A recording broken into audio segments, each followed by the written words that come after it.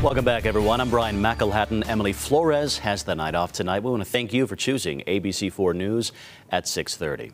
We continue this half hour with expectant mothers saying they're panicking to find care fast after the birth center in Murray unexpectedly closed. ABC4's Jonathan May sat down with one of those mothers impacted by the closure. He joins us live in Murray tonight with more on this story. Jonathan. Well, Brian, that's right. Here at the birth center, expectant mothers say they were absolutely blindsided to hear from the center that they would stop continuing care. One mother I talked to, told me she heard the news a couple days after she was already due, which was extremely a distressful situation. Tears, panic, throwing up. Like, what do we do? This is so scary. The birth center shut down after 20 years of service, canceling all appointments. Imagine being over your due date to have your baby, and all of a sudden you're told, literally the 11th hour, you need to find a new provider. In a note on their door, they say it was because of unforeseen circumstances. We showed up to my 40-week appointment, and all was well with the appointment. She didn't really say much. And then at the end, she said, "So I can't really continue your care."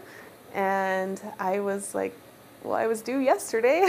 She said, "Good luck, sorry." Brown says she scrambled to find care fast, reaching out to Wasatch Midwifery and Wellness Center over in Holiday. Adrienne was the first person we reached out to personally, and she was like, "See you in 10 minutes, come on over." It's here where they're helping patients impacted by the sudden closure. We made a point to say, hey, your due date was 3 days ago. The biggest thing on the table right now is just having a safe delivery for your baby. Adrienne says their teams delivered several patients who were impacted by the closure.